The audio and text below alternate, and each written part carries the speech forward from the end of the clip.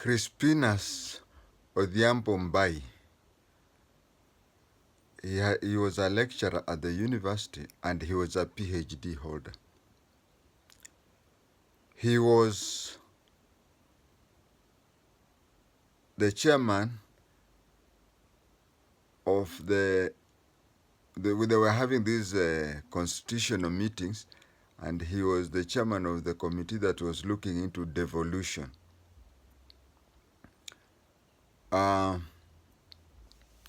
He was so much pro one side, and the then MP for Kamukunji, Norman Nyaga, was on the other side. Coincidentally, they used to stay in one court. Na watu ya Kawangware mkisikia watu wanakaa one court, sio kotini, wanakaa compound moja. Now, I want to look at it the way he died. We have also to look at the traditions and happenings of things the way people do. Chripinus Odhiambo Mbai was a Luo. Norman Nyaga is a Mbere. Mbere, for those of us hawajui vizuri, wacha tu tuseme he was an Embu. Now, why am I bringing in traditions? I'm bringing in traditions because the way people handle things are different. For example, a member of the mountain, Gema, a man, when he wants to make a decision, he'll tell you, let me go and think about it. He is not going to think about it. He is going to consult his spouse. But a member of Luhya, Luo, Kisi, people of that direction, they have this attitude of not involving their women, their wives, in certain matters. So it is easier for a Kikuyu man to, if you have a deal, to tell his wife everything or most of the thing. And it is easier for a Luhya, let's say Luhya, man to have a deal with somebody. I know of a case where a man and his son took a loan with the title deed, and it is when the loan failed and they were being kicked out, that is when the mother of the boy knew that. So people from the West usually don't involve, men from the West usually do not, or they involve their wives in a minimum way. That is the opposite of the people from the mountain who would, in fact, the wife is the executive prime minister while the husband is the ceremonial president. I wanted to say that before I continue. So, this is a Sunday, the Sunday that Odhiambo Mbai, the last day of Odhiambo Mbai on earth. It was on a Sunday. Suddenly he decides he has some plots in Eastlands. He decides he's not going to check on the plots. He's not going to check on the plots. He delegates the matters to his wife. So, can you go to that place and see our plots and the way they are doing and whatever? And the wife goes. Now he remains in the house alone reading newspapers. But he is not alone. In the house, the daughter, who was in the university then, had come with a taxi at night. Since she had keys, she didn't wake up anybody. She just opened the door, went upstairs and slept. So according to Dr. Odhiambo Mbai and his wife, they were the only two people in the house. They did not know that their daughter was in that house. So in the morning, the university don tells his wife, enda huko Eastlands, angalia zile plots, go. He remains back reading newspapers. He does not even go to see the plots. Then some people come. They come while they are armed. When they are armed, I don't know. I forgot to ask when I was still in service. Why do people who have been hired to kill you tell you that we have been sent to kill you, and then they kill you? It happened in Kenya. It happened in outside Kenya, even in the US. I do not know. Maybe a colleague who is still serving, or a colleague who has served, or even those people.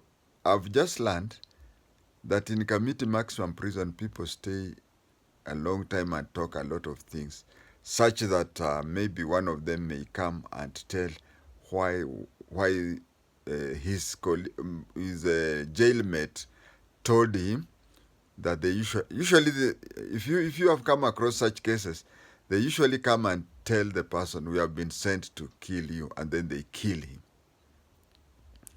But then there was only one person who noticed the killing. That was Mrs. Naman Nyaga. Remember, the Nyagas and the Mbais were not friendly.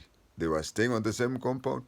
They were conducting national affairs, and they were not on talking terms.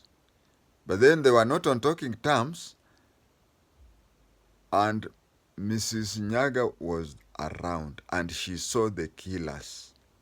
She's the only person who officially said that she saw the killers. And when she was asked if she could identify them, she said that she's myopic.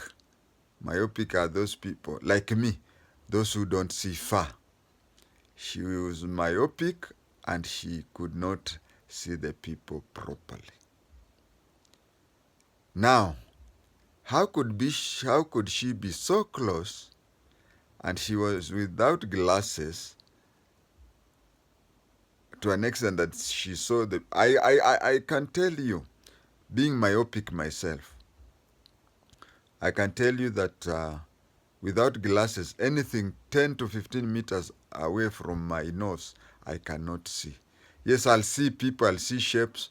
I can even see somebody dressed the way you are dressed, then I greet him or her thinking that it is you. Or you can even pass and then wonder why our eyes locked and I didn't see you. So that is how myopic we are. It means that she was within 10 meters or 10 feet.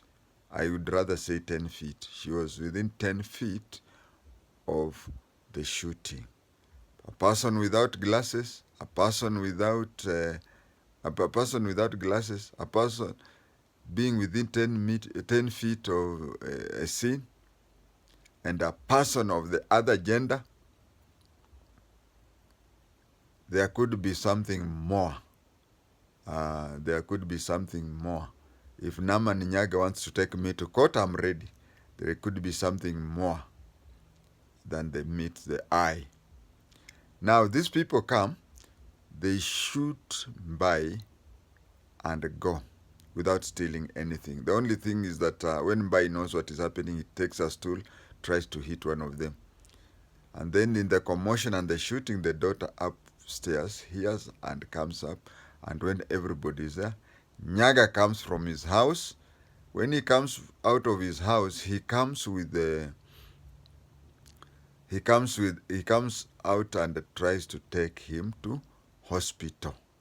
As he's trying to take him to the hospital, Mbai, in that state, as he is about to enter the vehicle, he notices that it is Nyaga's vehicle.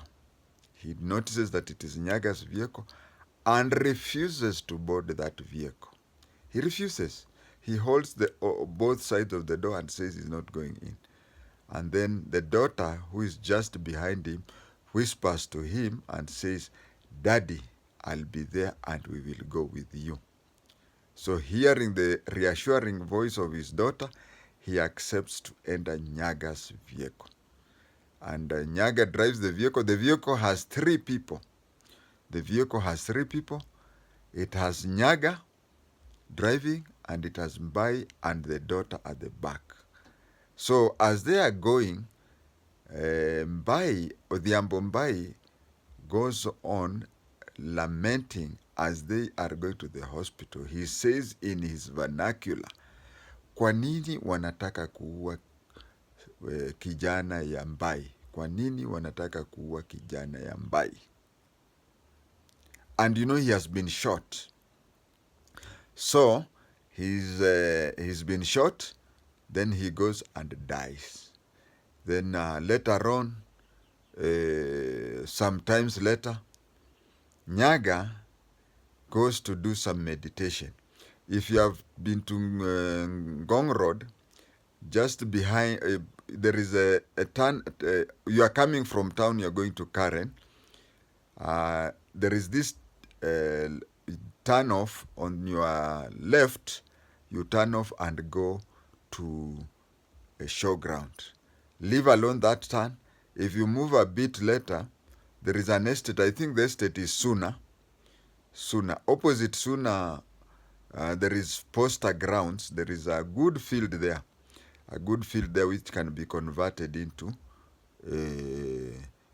a stadium. So he stops there, stands there, he starts meditating.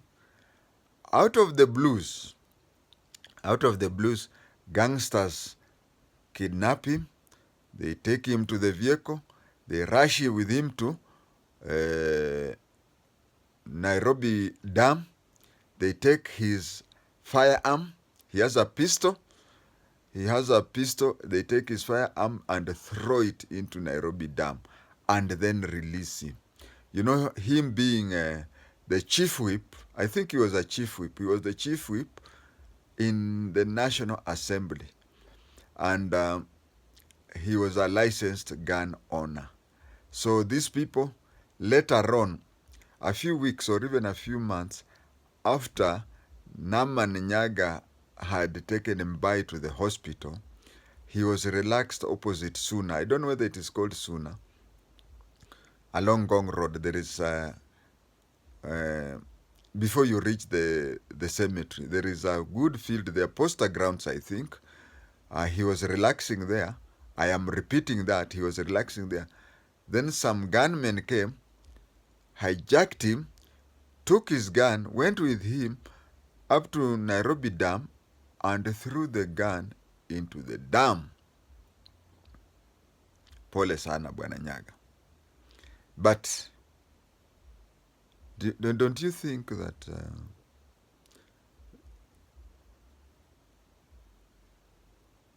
we could get that gun and do forensic and see if that gun is the one that shot Mbai? So these crooks are very bad people, eh? We will never now know whether Nyaga's gun is the one that shot Mbai. Ama namna gani wangwana?